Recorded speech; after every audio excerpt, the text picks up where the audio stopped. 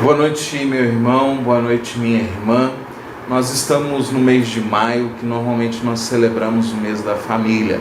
Sou o pastor Maicon Custódio, da Sexta Igreja Presbiteriana de Governador Valadares, e hoje nós vamos falar sobre esse assunto. O legado. Quais são as virtudes que nós estamos passando? Ou será que nós perdemos as nossas virtudes e nós não estamos transmitindo nada? Como será a próxima geração? Como serão as próximas gerações? Que tipo de seres humanos nós estamos formando? Que tipo de cristãos? Que tipo de cidadãos nós estamos formando? Quem são as crianças, os adolescentes, os jovens do país, da cidade, da igreja? Esse é o momento de nós pensarmos sobre isso. Quem são os herdeiros das virtudes que nós temos ou das virtudes que nós perdemos? Será que nós estamos transmitindo alguma coisa ou será que nós não estamos formando ninguém para o futuro? Eu quero convidar você a orar comigo e logo após nós leremos um texto bíblico que se encontra no segundo livro de Samuel, no capítulo 13, nos versículos 1 a 22. Vamos falar com Deus? Ó Pai, abençoe a minha vida na exposição dessa palavra e abençoe os meus irmãos e as minhas irmãs que me acompanham nesse momento. Essa é, ó Deus, a minha oração no nome de Jesus. Amém. Pois bem, irmãos, diz assim a palavra do Senhor. 2 Samuel 13, 1 a 22. Tinha Absalão, filho de Davi, uma formosa irmã, cujo nome era Tamar. Amnon, filho de Davi, se enamorou dela.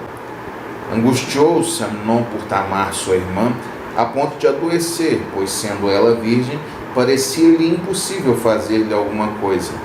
Tinha, porém, Amnon um amigo cujo nome era Jonadab, filho de Simeia, irmão de Davi.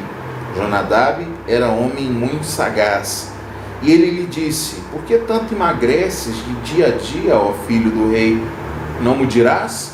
Então Amnon lhe disse: amo Tamar, irmã de Absalão, meu irmão. Disse-lhe Jonadab: deita-te na tua cama e finge-te doente. Quando teu pai vier visitar-te, dize-lhe: peço-te que minha irmã Tamar venha e me dê de comer pão, pois vendo-a eu preparar minha comida, comerei da sua mão. Deitou-se Amnon, fingiu-se de doente. Vindo o rei visitá-lo, Amnon lhe disse: peço-te que minha irmã Tamar venha e prepare 2 bolos na minha presença para que eu coma de sua mão. Então Davi mandou dizer a Tamar em sua casa: vai à casa de Amnon teu irmão e faze-lhe comida. Foi Tamar à casa de Amnon, seu irmão, e ele estava deitado. Tomou ela a massa e a amassou. Fez bolo diante dele e os cozeu. Tomou a assadeira e virou os bolos diante dele. Porém ele recusou comer. Disse Amnon: fazei retirar a todos da minha presença, e todos se retiraram. Então disse Amnon a Tamar: traze a comida à câmara e comerei da tua mão. Tomou Tamar os bolos que fizera e os levou a Amnon, seu irmão, à câmara. Quando lhes oferecia para que comesse, pegou-a e disse-lhe: vem, deita-te comigo, minha irmã.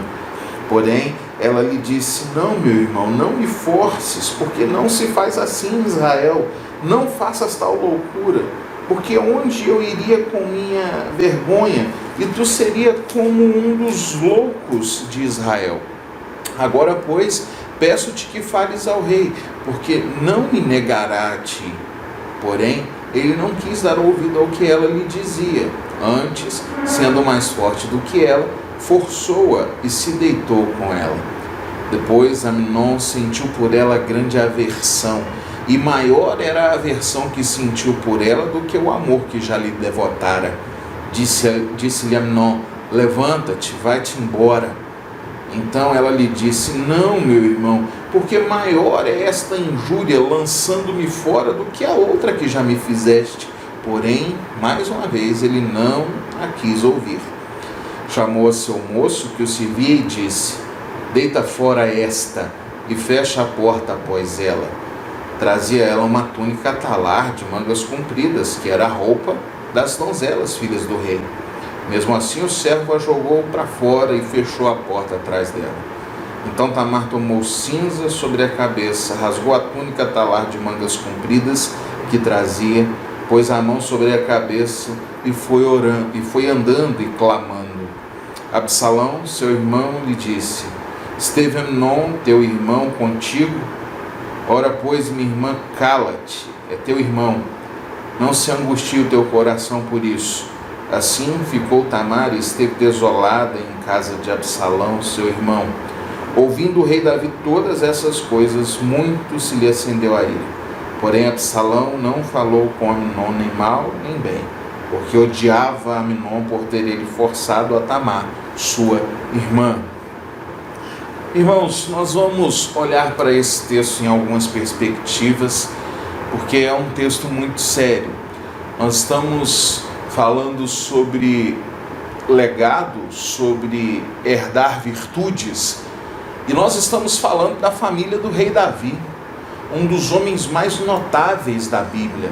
Davi, um homem de um caráter louvável diante do Senhor, a ponto de ser mencionado como um homem segundo o coração de Deus, um homem de grandes vitórias militares, políticas, de prosperidade financeira para a nação. Porém, dentro de casa, Davi perdeu várias batalhas. A família de Davi não refletia o sucesso do rei Davi, não refletia o sucesso do general Davi, do guerreiro Davi. O Davi pai, o Davi marido, não chega aos pés do que Davi foi em outras áreas da sua vida. Ele era um homem segundo o seu coração, mas não era um homem perfeito. Ele também tinha suas falhas, seus pecados. Você pode dizer: pastor, eu sou uma mulher cristã, eu sou um homem crente, eu sou uma pessoa consagrada. Isso não quer dizer que não haja problemas na sua vida e que não existam áreas as quais você precisa melhorar. Eu quero, antes de nós passarmos para algumas reflexões, apontar para 4 momentos, para 4 lições básicas que esse texto me ensina. Primeiro, o perigo das más influências. Esse tal de Jonadab é um dos piores amigos que alguém pode ter. Jonadab é quem diz para Amnon que ele deveria seguir os seus próprios desejos e tentar sim se deitar com a sua irmã, tentar sim estuprar a própria irmã. Que tipo de amigo é esse? De igual forma, boa parte do legado que nós podemos deixar para as próximas gerações é conduzi-los a se relacionar com pessoas que vão trazer benefício para a vida delas, não com pessoas que vão torná-las piores. Jonadab não é um tipo de amigo para alguém ter. Jonadab é gente da pior espécie, da pior estirpe. Segunda coisa, cuidado com a negligência. O que nós temos em Davi é um pai negligente. Davi cuidou de tantas áreas da sua vida com excelência, mas a sua família não foi cuidada com excelência. Ele mal conhecia os próprios filhos, a ponto de um filho mentir para ele ali na cara dura e ele cair no engano do filho. Ele não tinha nível de relacionamento aceitável com os seus filhos. Ele negligenciou a presença, a proximidade, a intimidade com os seus filhos, e ele pagou caro por isso. Cuidado para você não estar longe dos seus filhos, estar legando os seus filhos a um dispositivo eletrônico, a algum brinquedo, a algum tipo de programação de TV, enquanto você é um pai ausente, é uma mãe ausente. Não negligencie os seus filhos. A negligência é um perigo. O perigo dos impulsos. Não ceda aos seus impulsos e tome cuidado para que os seus filhos não cedam aos impulsos deles. Aqui nós estamos diante de um homem impulsivo. Ele quer ter relações com a sua irmã de qualquer jeito, ele fará tudo que for necessário. Ele tem os impulsos internos. Se você fosse alguém darwinista, talvez você diria que ele estava seguindo os seus instintos animalescos. E esse homem então vai, e ele possui a sua irmã de forma impulsiva, e de forma tão impulsiva quanto ele tomou posse do corpo dela para si naquele momento, depois ele também a descarta como se fosse um objeto. Você, por impulso, às vezes pode bater numa criança de forma tão dura a ponto de feri-la. Você, por forma impulsiva ou por ser uma pessoa impulsiva, às vezes pode dizer palavras tão duras que ferem o âmago, o íntimo da alma de uma pessoa. Se você seguir aos impulsos dos seus filhos, você se tornará escravos deles. Tudo que uma criança quer, na hora que quer, como um comandantezinho de um metro de altura dentro da sua casa. Você vai seguindo aos impulsos. Pai, eu quero. Mãe, eu quero. E você faz das tripas corações para atender as coisas que não são necessidades, mas caprichos impulsivos. Cuidado, existe o perigo dos impulsos. E existe o perigo da inoperância, que eu vejo aqui também. Qual é o perigo da inoperância? O perigo da inoperância é de não fazer nada. E Davi não fez nada. O texto bíblico diz que Davi ficou muito irado e só. Davi não disciplinou Amnon. Davi não pegou o seu filho para lidar com ele de modo enérgico pelo grande pecado, pela grande violência que ele tinha cometido. Davi foi um pai omisso. E a inoperância de Davi trouxe os seus frutos depois. Virou uma guerra entre irmãos, que depois se tornou uma guerra de Absalão contra ele, o pai, por causa de um pai que não disciplinou os seus filhos, que não tratou com os pecados dos seus filhos. Você precisa lidar com os pecados dos seus filhos. E você lida com os pecados dos seus filhos através do Evangelho, apresentando Jesus para os seus filhos e almejando que seus filhos sejam convertidos a Cristo, andando com eles nos caminhos do Senhor.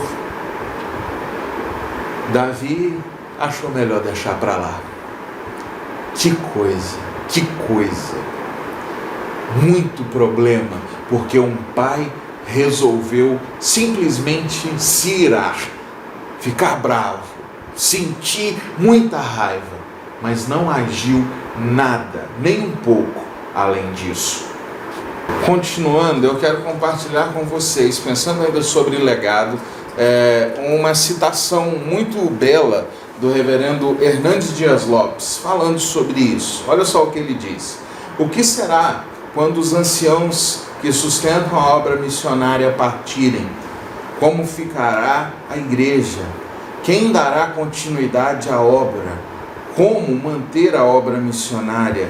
Precisamos urgentemente de um reavivamento espiritual que traga de volta a juventude para Cristo e para a igreja. Estamos numa corrida de bastão. Precisamos passar o bastão do Evangelho para a próxima geração.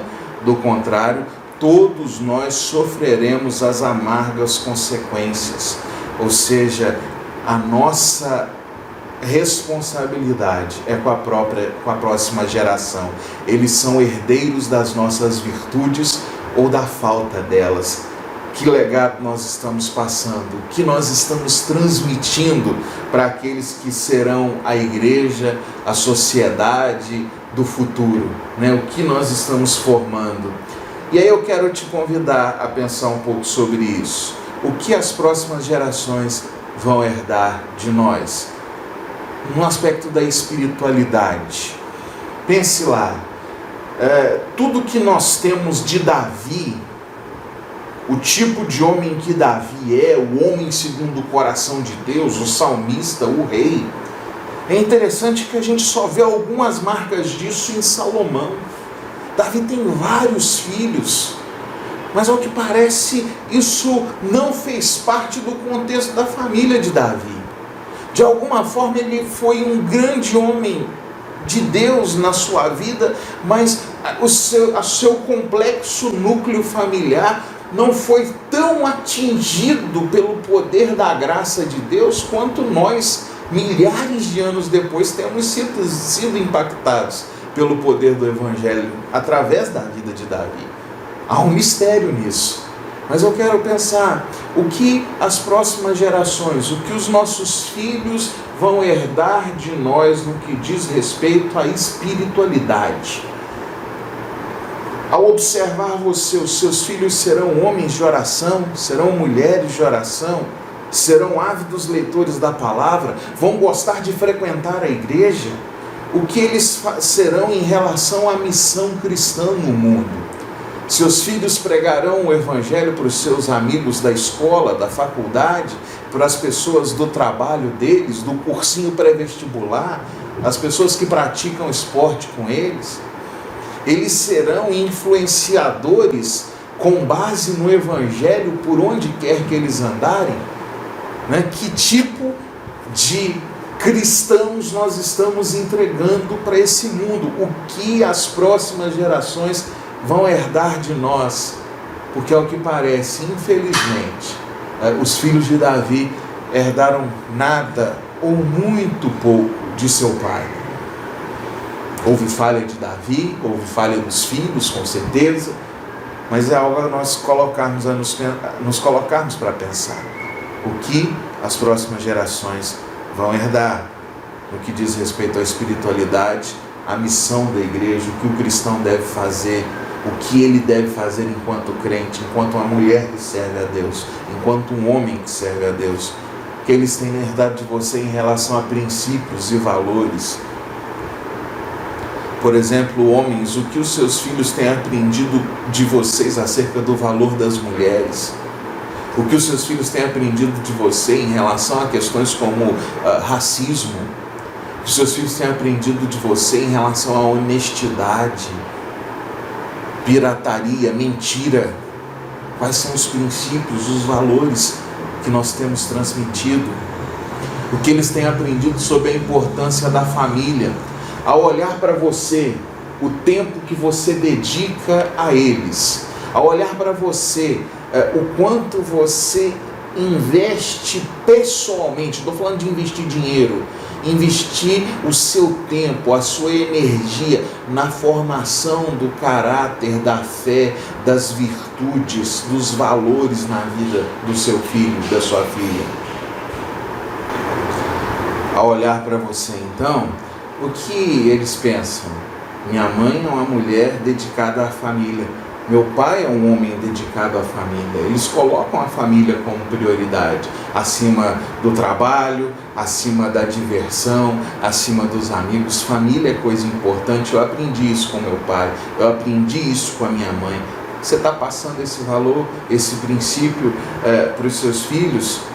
O convívio no lar, o que eles têm aprendido com você? Um lar harmonioso, onde existe diálogo, compreensão, perdão, graça, generosidade, bondade, gratidão, ou um lar que vive as guerras, as lutas constantes, porque o que existe é intolerância, é constante briga, como se fosse um ambiente de guerra, um cenário de guerra. O que nós estamos deixando para que as próximas gerações herdem de nós? Que seus filhos têm aprendido de você acerca das perspectivas sobre a morte. Nesse final de semana nós ficamos, muitos impactados aí, muitos ficaram impactados com aquilo que William, filho do pastor Léo, e como ele reagiu à morte do próprio pai. Um menino que chorou, um menino que sofreu, um menino que está sentindo as dores de não ter mais o pai por perto. Mas a gente para perto do William. Vocês viram ali um pouco disso quando ele leu o Salmo 37 no culto. Mas a gente, ao chegar perto do William, em qualquer momento, nós vemos um menino que entende quem é Deus e entende o Evangelho. Um menino que diz: está doendo, eu estou com saudade do meu pai, eu estou sofrendo, mas eu louvo ao Senhor pela vida do meu pai, pela história do meu pai. Eu quero ser um homem segundo o coração de Deus. Meu pai estava preparado para morrer e eu também estou. Às vezes a gente está tão preocupado em ensinar os nossos filhos a ter uma vida boa, que nós não estamos preparando os nossos filhos para a hora da nossa morte e para a hora da morte deles. Seus filhos precisam aprender isso de você. É com você. Seguindo, seus filhos precisam ver em você o legado no que diz respeito à função da educação. Pastor, o que você quer dizer com isso? É porque a gente está numa cultura de terceirização. A educação religiosa é para um grupo de pessoas na igreja que vai ensinar a Bíblia para os meus filhos. A educação moral é para a escola, né? Eu sou de uma época em que se você se comportava mal, alguém te perguntava assim: menino, você não tem mãe, não? Porque sempre se pressupôs que educação vem de berço. Sempre se pressupôs que a formação do caráter de um homem alinhado, de uma mulher alinhada, vem de casa. A escola está ali para ensinar português, matemática, física, química, ensinar sobre hombridade, ensinar sobre ser gente. Isso é dentro de casa. Não entregue para a igreja ou para a escola uma função que é sua. Não terceirize isso. A função da educação é dos pais, e seus filhos precisam entender isso, para eles pensarem assim: quando eu for pai, quando eu for mãe, eu não entrego a formação do caráter dos meus filhos para ninguém mais. O chamado é meu, a responsabilidade é minha, é comigo. Essa é uma função, é um legado que Deus me entregou como pai, como mãe, né? Uma função da educação é da família.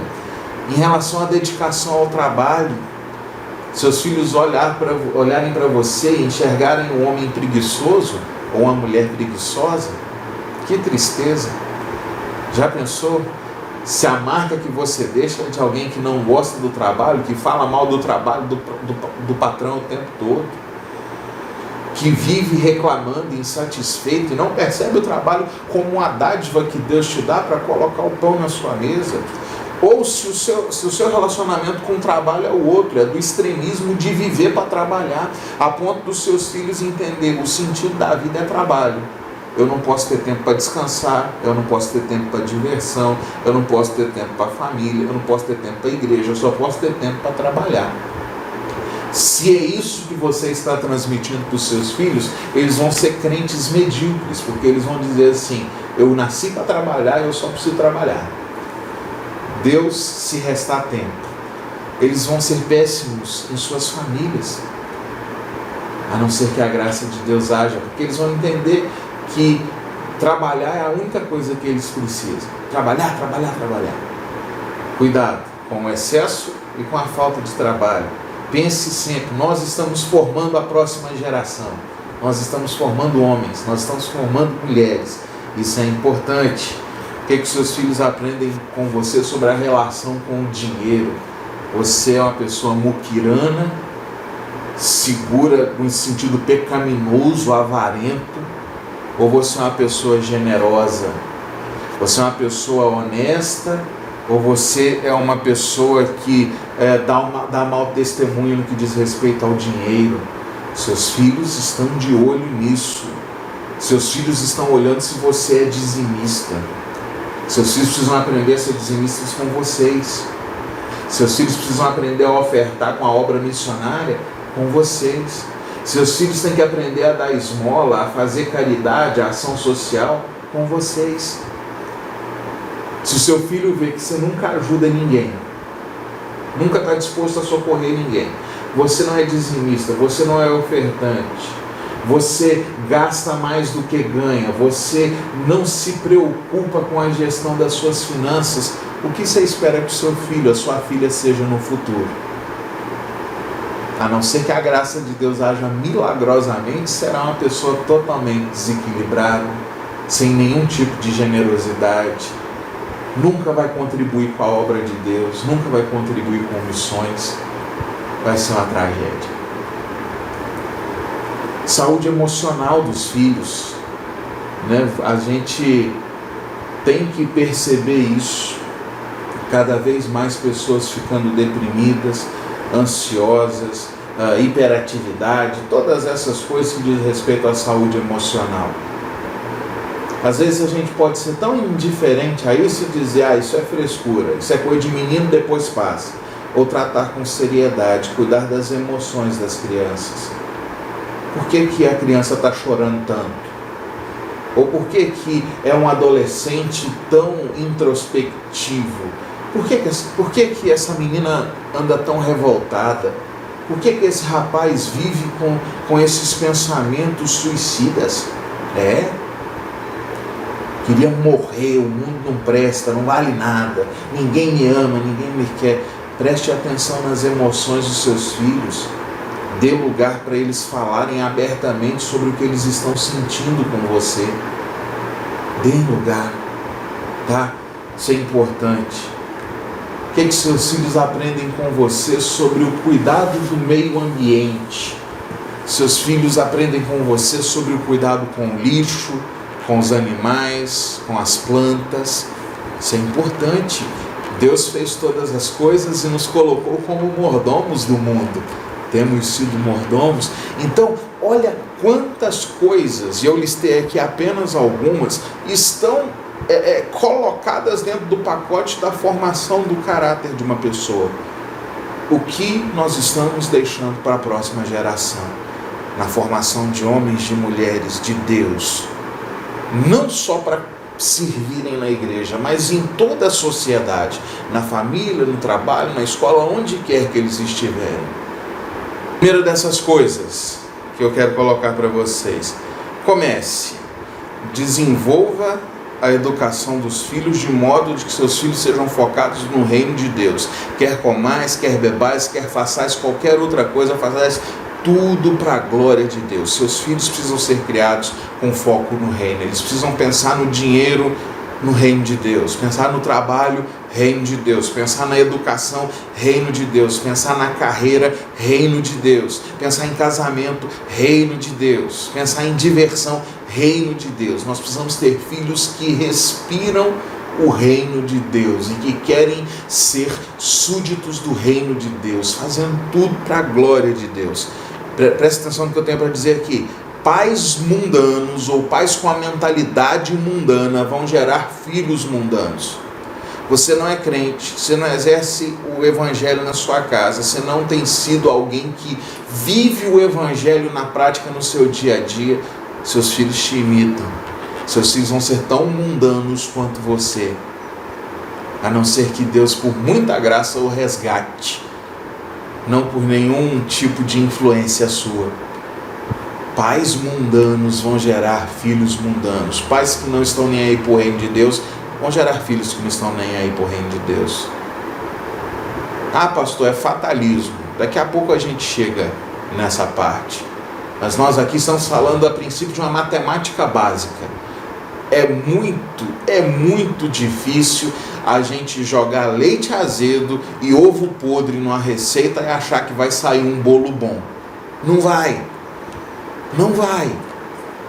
Você joga leite azedo e ovo podre, o bolo não fica bom, tá? E tem muita gente fazendo isso com a criação dos filhos. Eles querem ser mundanos, eles querem viver distante de Jesus e querem ter filhos crentes.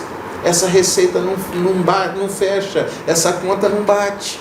A conversão dos seus filhos é o investimento mais importante da sua vida. E aí vem Marcos 8,36, que diz assim: que aproveita o homem ganhar o mundo inteiro e perder a sua alma? Que aproveita o homem ganhar o mundo inteiro, se vier a perder-se ou causar dano a si mesmo? De que adianta? A salvação, a conversão é a coisa mais importante. Consagre seus filhos a Deus, seja exemplo de fé, torna-te pessoalmente padrão, diz o apóstolo Paulo aos seus filhos na fé, aos seus filhos ministeriais. Se tem alguma coisa que é para começar, tem coisa que é para continuar. O investimento na vida espiritual e na formação do caráter de uma pessoa é algo cansativo, esgotante. Pensar assim: nossa, eu cheguei em casa agora, cansado, e eu ainda preciso fazer culto doméstico com meu filho, eu vou ter que acordar 20 minutos, meia hora mais cedo para acordar aquela minha filhinha e fazer uma oração com ela, ler um texto da Bíblia com ela. Nossa, eu vou ter que anular algumas coisas que eu gostaria de fazer para que eu passe aqui um bom exemplo para essa criança. Sim, é cansativo. Os frutos muitas vezes não são vistos no curto prazo, mas esse é o chamado dos pais e das mães que desejam servir a Deus. Não desanime. Eu deixo para você um texto de Hebreus 10:39. Nós, porém, não somos dos que retrocedem para a perdição. Somos, entretanto, da fé para a conservação da alma. É cansativo, eu sei. Pastor, esse negócio, essa pressão de sempre ser um exemplo, de sempre pensar assim, eu estou forjando o caráter, eu estou criando uma pessoa. Esse negócio, pastor, às vezes é opressor e eu não me sinto pronta, eu não me sinto pronto, mas nós, porém, não somos dos que retrocedem para a perdição. Nós somos daqueles que continuam com fé para a preservação da alma. E tem coisa que precisa parar. E é aqui que eu entro em algo que talvez possa te ajudar depois de tudo que você ouviu. Não ache que tudo depende de você.